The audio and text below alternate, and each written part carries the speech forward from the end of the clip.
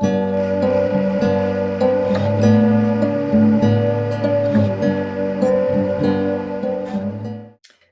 morning, good afternoon, good evening, wherever you are, all around the world. Thank you for being here with us today. We're just getting started, and I'm going to introduce Priscilla, my lovely host and facilitator. She's a really good channel and process facilitator herself. So where can we find you on your website, just so that people know? Hello, Candice, and welcome everyone that's watching.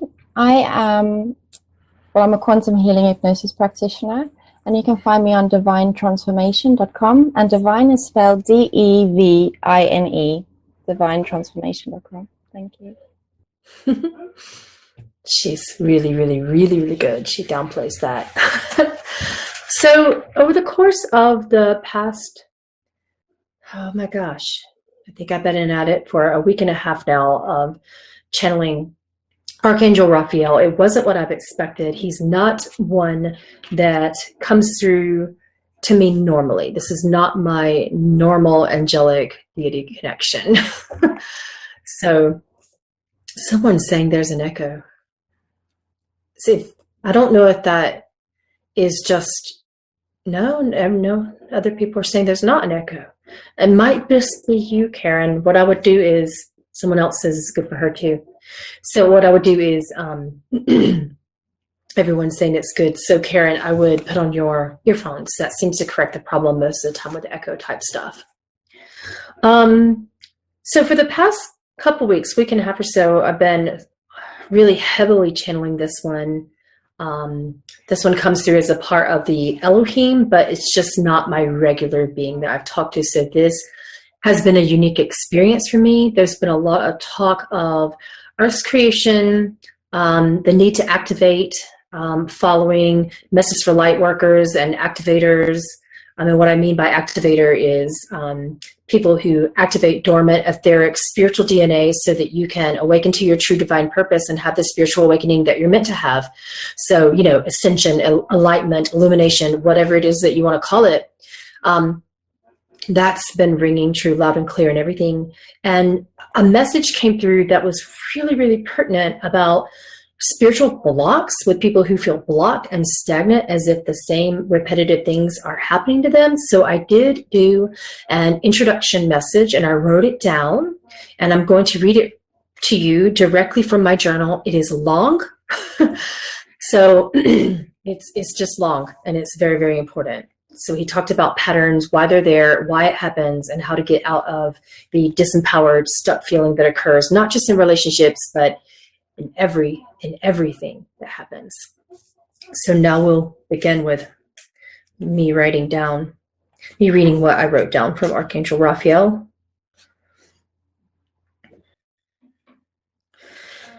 You may have interpreted negative manifestations of emotion and many emotional difficulties in relationships as proof that you have regressed in your spiritual development, and that you have somehow managed to manifest circumstances that are proving the opposite of progress. But this is a misperception.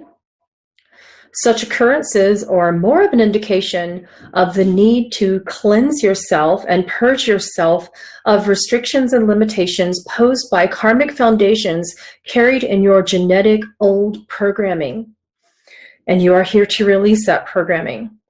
It is for this reason that so many of you are experiencing, in this time of amplified energy, situations that are opportunities for the releasing of those restrictions and karmic limitations. You have called these blocks. With every negatively charged circumstance and block, you are permitted to peel back a layer of what is called accumulated negative karma. And in so doing, you will cease to be held back by the influence of that negative vibration. As the layers of limitation and restriction are exposed to light through your divine service and through your inspired action, you are able thereby to perceive a growing measure of improvement in all areas of your life. And before that point in the process is achieved, there is much cleansing to do. This process, we understand, is far from painless.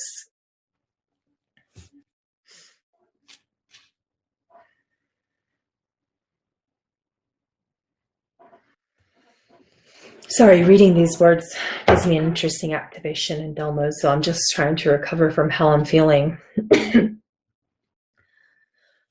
When you perceive yourself to be stuck in a period that is lacking in momentum, characterized by many repetitions of the same karmic, painful theme, it will feel as though a record or stuck in a groove that the same theme continues to play repetitively.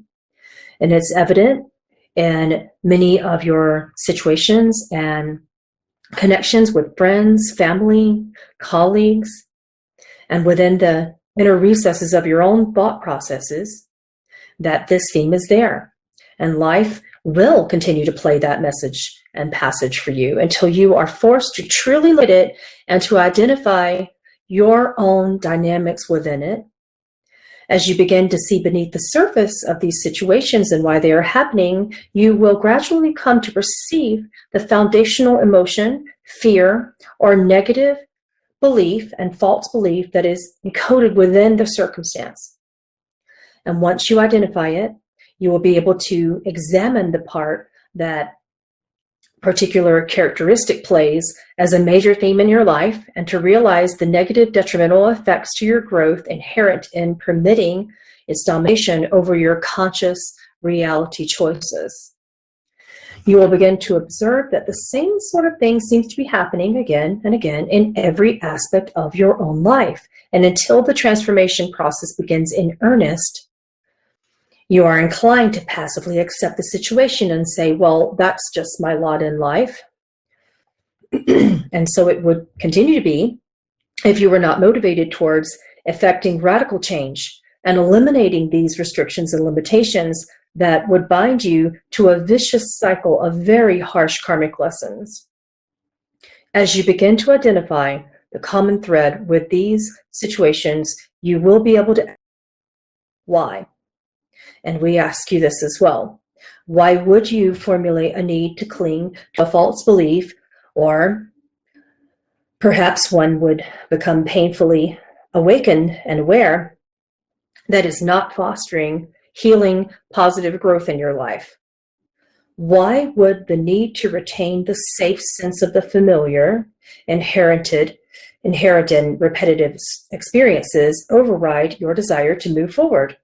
Why are you choosing at a level you probably do not understand or feel able to control even, to permit yourself to remain in a position of being at the mercy of third dimensional circumstances when your conscious and assume control of your life? Why? Once conscious awareness of the dynamics of these circumstances comes into play, it is possible to release the various aspects of your nature that have served to magnetize them. And with the relinquishing of the need to hit your own head with a hammer comes the realization that a page has turned. And suddenly these situations stop surfacing in your experience. And as that layer is peeled back, others are exposed. And the process begins once again, as you are forced by unrelenting circumstances to see the foundational causing reality underlying them. You are consciously relinquishing your need to have that situation continue to dominate your life. As your true essence begins to emerge from the prison of your self-perceived limitations and false illusory beliefs, your life will appear to flow more easily. And as you find yourself riding the current effortlessly, rather than rowing against the current with all of your might, just to stay even, the objective in these times is not just to stay even or to survive this, but to progress rapidly in the direction that you are going with flow and trust.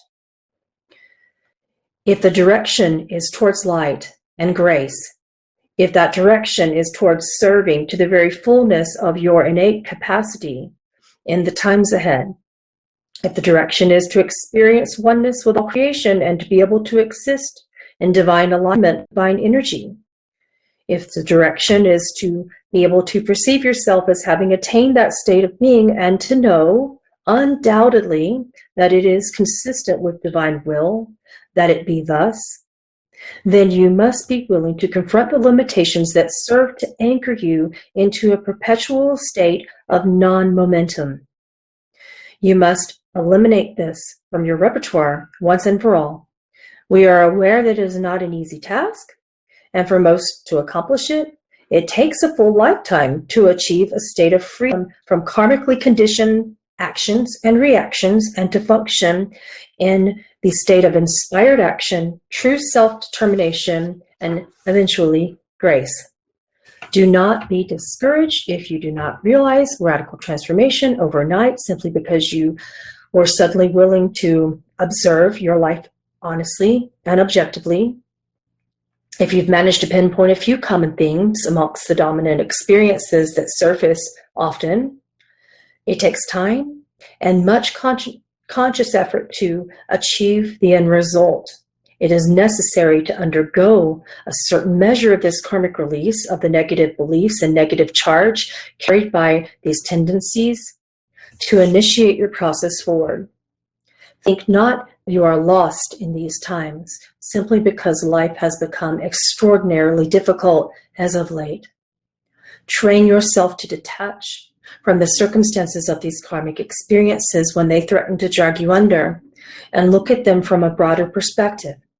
Chances are, from that more objective viewpoint, you will be able to attain a glimpse of truth, to identify the common threads, and begin to unravel the net in which you are enmeshed. And perhaps you will be able to know how it feels to float, untethered to thousands of years of earth plane limitations, and to know the meaning of freedom.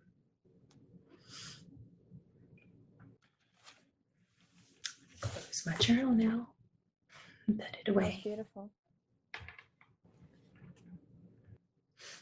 Okay. I'm going to go into trance now. Prepare your questions, guys, in the Ask a Question section if you can, as opposed to chat. That way our lovely facilitator, Priscilla, can get to it more easily. Thank you. May I add something? Can I please ask everyone to also just send your energy to Pamela? Because all that energy contributes to the channeling today.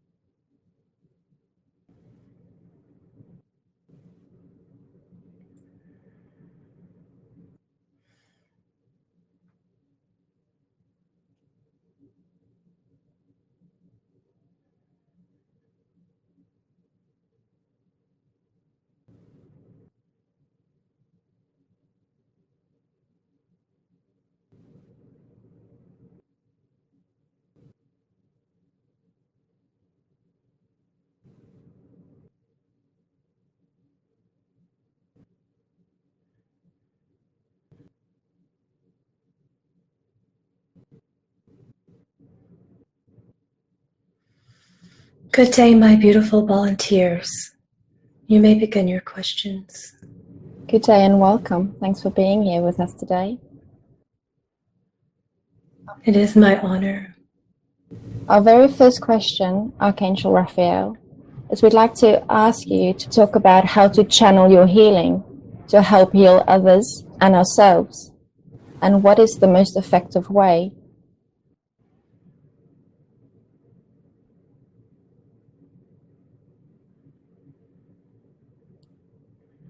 The answer to your question is simple. Humanity prefers to acquire complications and difficulties and to make such a simple task of connection tremendously hard. So I return the question to you. How would you connect to yourself to heal yourself and thereby others? First of all, it is important to distinguish the lack of a difference between you and others. If you are perceiving someone in your field, it is a rebound of energy, a reflection of you, a portion of you. In the beginning, as you have called it, when you began to believe in time, you came into bodies in order to experience the fullness of divine creativity. And that is all. There was a unique purpose, love. We were headed on the lines of your interesting query. I apologize if my energies were a disturbance. That's not a problem. Within your query, the point of the matter is that when you began to believe in time, that there was an initial fracture where you also believed separate. You felt lost. You have defined this in your religions as the great fall, as if that could ever be possible. You cannot fall from grace, for you are grace. You cannot be separate from God when you are God. But alas, in the beginning stages of an illusion which was created by doubt and fear, you felt alone. And in order to seek past the loneliness and isolation, you began to seek from above yourselves and from below yourselves. You began to seek greater than the beauty and simplicity of what you as gods created when you began to incarnate as humanity. It was simple. There was no goal to attain. You were there as representations of God experiencing itself. You were there to experience love embodied. And then you chose the experience that would create what you perceive as a fall from grace. And in this notion, you forgot that you are God. And it saddens the heart of the angels to perceive this. The strongest way that you can return to this divinity, to this true nature, is to relinquish your belief in separation, to remove attachments to goals and expectations. Desire is not the point of creativity, not from angelic nature, but the acceptance and love of all that is, precisely as it is. That is a worthy goal. Simply to flow into grace with inspired action, it will feel as if you are connecting the dots of the love that we hold for you, and you will see the synchronicities arise from your own very hearts as you create them. Please understand that you are whole, you are perfect. Flow within the inspired action of the grace that is divine business. Perceive and receive our acclamations and commendations, our love, and understand that you are perfect. And upon this acceptance, healing has already occurred, and connection is forevermore.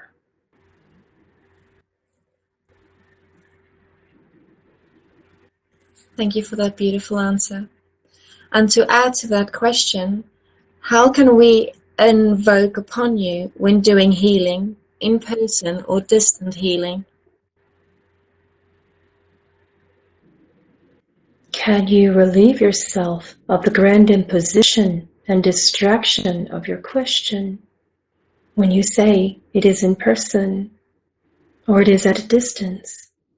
How can you perceive that you would be at a distance from one another when your hearts are in continual connection and your heart beats as hers and hers beats as yours? Please invoke the essence of any archangels of your choice by connecting to the I Am that is within you. In whatever form of wording or connections, we know your heart. The affirmation or invocation matters not. We know when you want to connect with us, for we are you, and we feel you. We are not separate. We are not disconnected. The preference of this channel has often been to state, I invoke the essence of Archangel Raphael, or Gabriel, or Michael, or Azrael, what have you, and then to believe that it is so, and upon her very next breath, she allows. And within that trust allowance of that of a pure channel, connection occurs instantaneously because she believes that it is. Can you do the same? It is simple.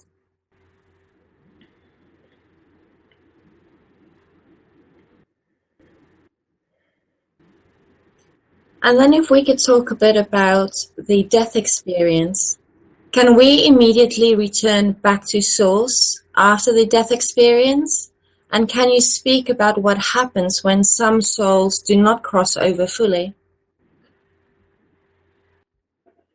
When they do not cross over fully, they are choosing to not cross over fully for the depth and the nature of that experience. The immense practice of karmic shedding that they are choosing to occur is within the choice of their divinity. The soul can make this choice. The soul can go quickly. The soul can wait. Please understand your power as divine creators, that there is an immediate nature of grace and feeling of lightness and liberation.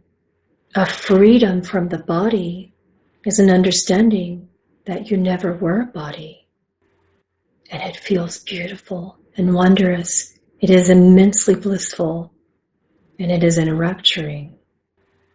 But you can choose to cling to the body with states of fear of death, fear of what happens thereafter, fear of the beliefs that you have created that you would go somewhere that would punish you. This can hold you to realms that are darker for further experiencing and releasing of karmic, unuseful DNA patterns.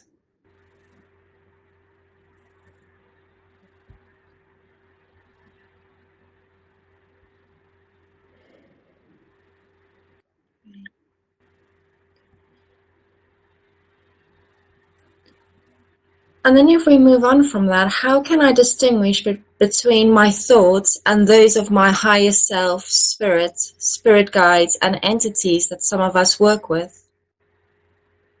The question should rather be, why should you distinguish between anything or anyone? You do so via varying degrees of love, or you do so via varying degrees of fear. When there is fear, you perceive something can harm you, but it cannot and is not and would not. If it were not, you believed and created the harmful existence of those entities to serve you into a grand revelation of karma which you reveal and you wish to unravel quickly. For those of you who are distinguishing the levels of love, we are all similar in the angelics, and you can distinguish when you are in the presence of an angelic being, because you will feel blissful or peaceful and calm. You will feel still. There will be no human thought process that occurs within your mind. and you will feel nothing but innate trust. And this is different, and this could, in your realm, take quite a bit of time to distinguish and differentiate between, say, the loving, trusting energy of grace, which I am transmitting to you in a download now.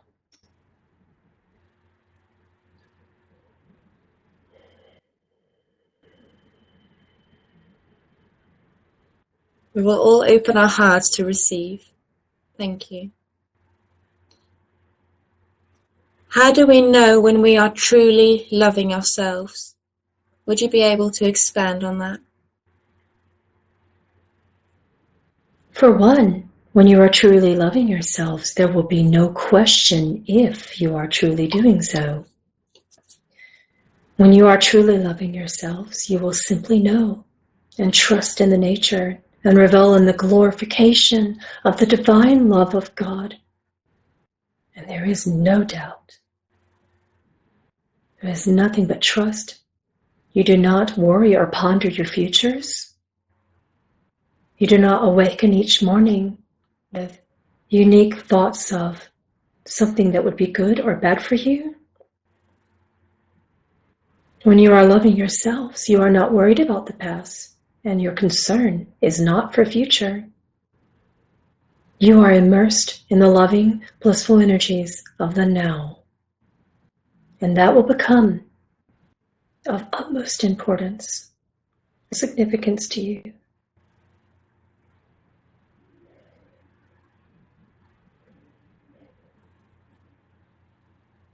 And how can we love our bodies so that our little ailments that we get from day to day, that we can spontaneously heal them? Did that question make sense? Yes, in your realms. But what if the little ailments were serving you? What if by your very nature you have chosen them? And you love the perfection of how Source is choosing to project through your body. And if you are ill, love the component of you that is projecting what appears to be something wrong, for it is serving you. And how can it be wrong if it is there? By acceptance, which is the first step of self-love in the body, in the mind, and the soul, then all is well. And when all is well, healing is automatic.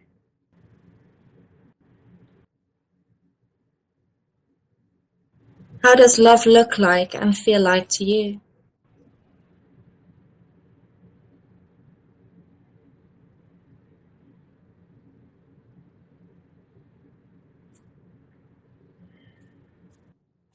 Come with me for a moment. We are in the midst of my strongest divine realm, and in this 11th dimensional perception, there is peace. Stand under the waterfall, feel its water, cleansing all doubt, cleansing all uncertainty, revealing the power and purity of your divine natures. Did you notice it in this moment? When you open your eyes from the cleansing, you perceive the sounds of the tropical birds around you, the beauty of the giant butterfly as it lands on your outstretched hand, and one single teardrop releases from your eye.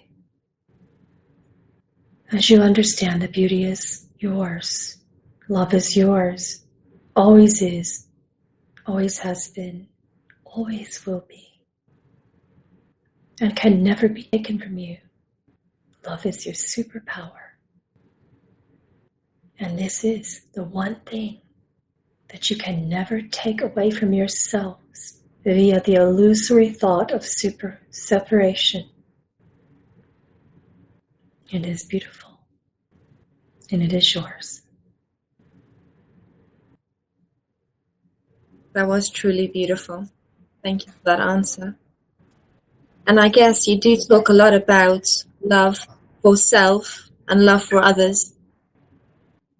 And I have a relationship question. If we mutually create and dissolve relationships on a soul level, how does one know the soul contract has come to an end? You don't. And that is the beauty of trust and grace, the perfection of knowing that nothing can ever be over except in your realm, that everything is for beauty, for love, for expansion. And when the realm of grace occurs upon your soul's experience, then is an immense understanding and a release of the need to know when or how or why. If it is dissolved temporarily in your realm, and if it is to be again, then it shall be. And if it is not, then it shall not. And you will have accepted that either experience is well and is certainly love.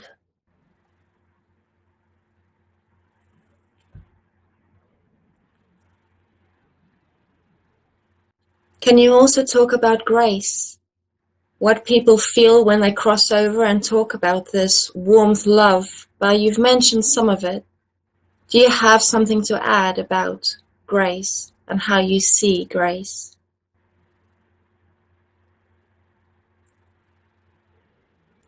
Grace is not observed. Grace is the isness and the flow, the trust. Grace is not a step backward. Grace is not stagnant. Grace is inspired, divine, loving action and movement, trusting endeavors, the ability to experience love at all times with no fear, no doubt, no question, the acceptance of all that is. Grace is the powerful, intricate connection of all of the dots within you. In that moment of flow.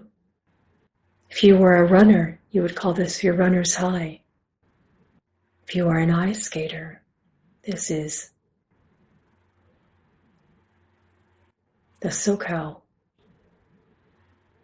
If you are a skier, you have made the grandest jump possible, and in the midst of this jump, you look down upon the snow and the crowd watching, and you appreciate with the highest level of celebration all of life.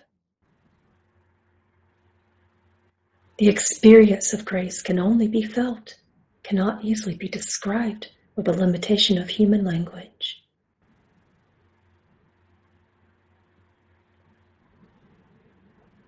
You are doing very well because your descriptions are wonderful. How can we best help people who are totally asleep and unaware? I hold a varying, differing perspective. What if it were not your job?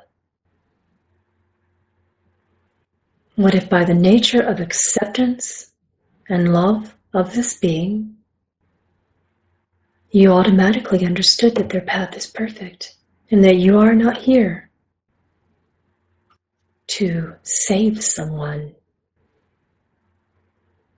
What if, by the nature of your compassion, you extend a hand of belonging, acceptance, releasing all judgments that something is wrong?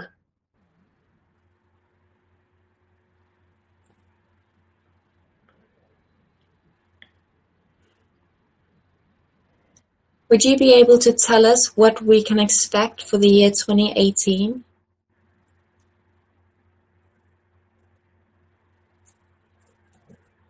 2018 is the year of emergence. You have felt the tremendous shaking and quivering and fear and suffering that you created with the experience of limitations and restrictions while being in the cocoon as the caterpillar. when all parts of everything that you know as true are disseminated in front of your very eyes, even paths that you believe were in your highest and best, all doors closed, windows locked. You have felt this in 2017, and now you are realizing that something lies outside of the prison of your own attachments, judgments, and expectations. You are birthing from the womb, not as the caterpillar, but your wings have protruded forth from this cocoon of restriction.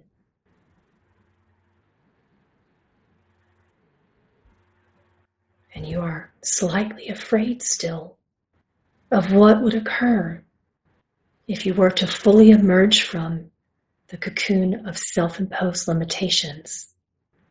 You are shedding all of your karmic patterns that no longer serve you, and you are free to fly. And some of you are like baby birds birthed out of the mother's egg, and you are standing there, and your wings are drying off, and you are looking around, and you are viewing the world as a precarious, cold, frightening, sometimes terrifying place to be. I hold you in my hands. I love you with my heart, and my hands are outstretched, but you need to jump. If you fall, I am here, but you will not fall far, for the hands of the angels are upon you.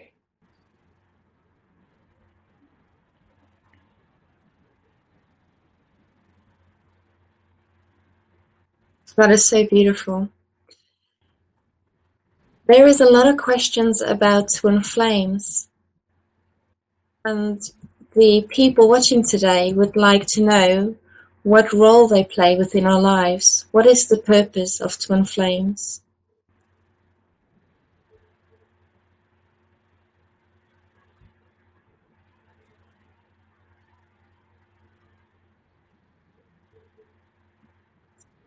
What if that label did not exist? What if everyone loves you to the greatest extent to which they are capable, and you receive that love as perfect in its isness, without expectations of it becoming the restricted level of human limited love that you wish for it to be? The purpose of twin flames is simply to release your definitions and attachments, and thereby as a collective, you will realize that there can be no label, there can be no separation. Various soulmates have been attracted and have appeared before you. Some stay temporarily, some are for a lengthy amount of time, but all are for grand purposes of revealing the beauty, the healing, the love, the grace within you. When you begin to ask for unique purposes above yourselves, you begin to perceive that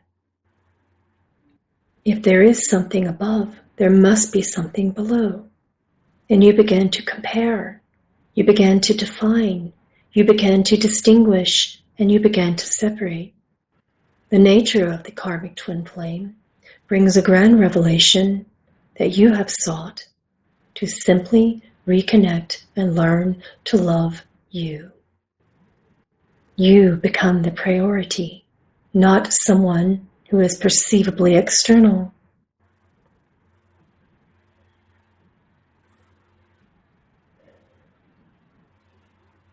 So would you say the twin flame reflects things that we don't see within ourselves?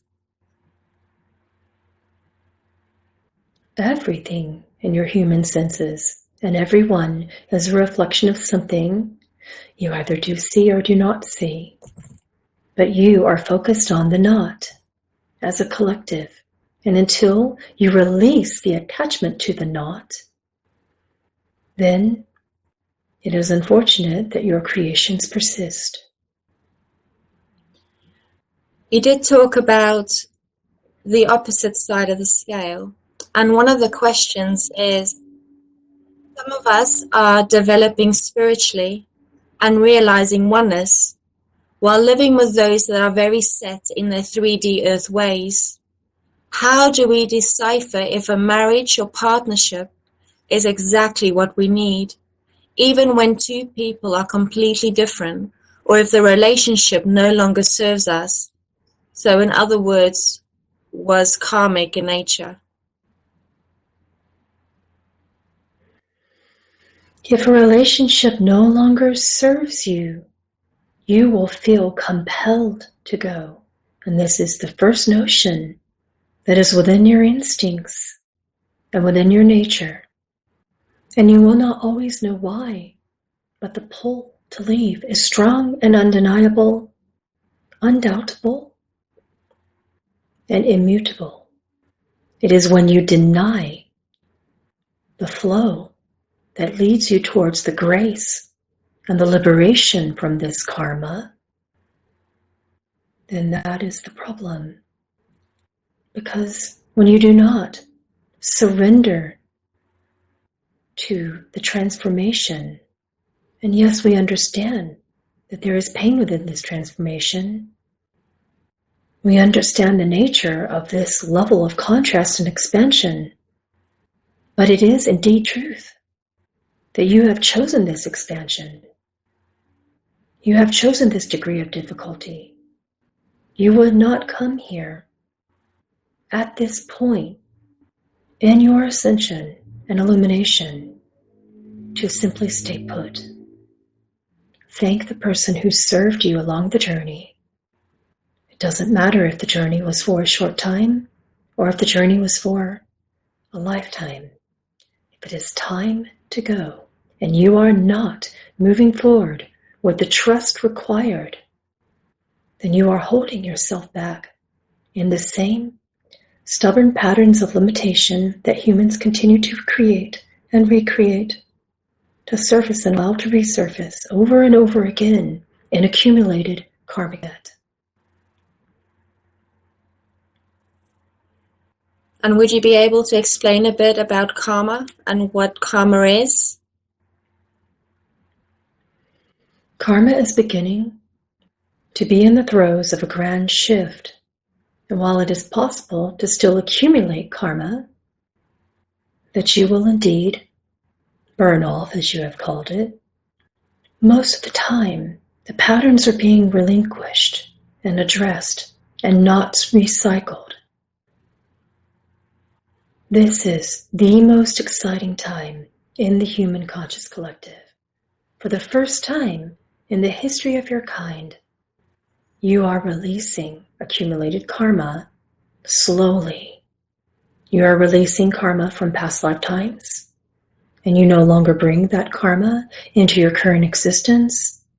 The moment you realize that the past does not exist in divine reality, when you realize that you no longer wish to live in the illusion of the past, then its karma cannot haunt you, follow you, or replicate itself in another reincarnation. Accumulated karma, on the other hand, can be created when you are not serving yourself and others, but it can be... We're 10-2 now, so if you'd like to go back. No, I feel like since I'm still feeling the presence of the angelic being who's obviously here, that we should more quickly this a little slow, and we need to wrap up in about 5 minutes. So I think that we should do the rest clear conduit. That's right. Yeah. What a beautiful... I think that she was saying that she was talking about the differences between types of karma. I'm getting that much right now. Is that what was happening? Yeah. Okay.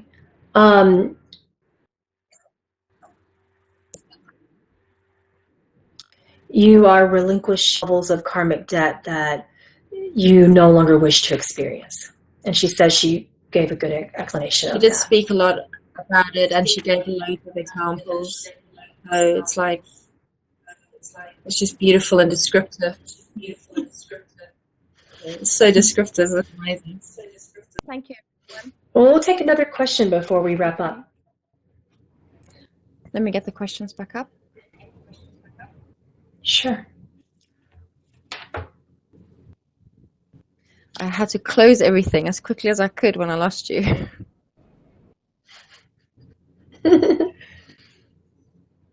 So the next question I was about to ask was about cord cutting.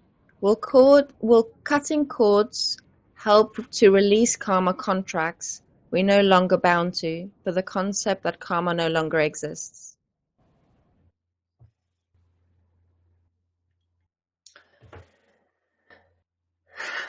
The feeling that I'm getting from her is that why would you want to cut something? That if you're meant to experience it, the point is to trust and to endeavor upon the grace that will release the pain. That so far humans have been so worried about the pain that comes along with the cord that they don't understand that the person isn't causing the pain, not intentionally or unintentionally, but the pain is when they perceive the experience as bad. That makes sense. And then another question. Can you take another question? Mm-hmm. How can you tell us more? Can you tell us more about yourself? How you came to be? Have you had incarnations? Your state of beingness as an archangel? Just curious. I have not had lengthy incarnations. I have had experiences with you, where you would invite me into your worlds, into a body temporarily, and then this could be for purposes of healing, for a traumatic event that requires safety, healing of abusive relationships. When you have required and cried out to me in the deepest throes of your despair, I am there in the form of what you call a human angel. I walk in temporarily when you are completely out of your power. And I return love and power to you. And then you believe that I have saved you, but that was never my intention. My intention was to bring the power to you to understand that you saved yourselves.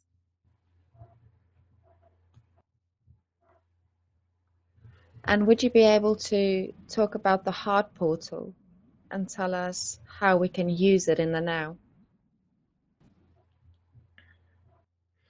Perceive it as always open. Move the energy of the heart chakra in any degree or direction is appropriate for you personally and expand it. The importance of quiet is upon you. Release the endeavor to think upon every analyzed decision-making process. What would you do if you could not speak? If you could not react? You would respond, and your response would be with a heart-based action.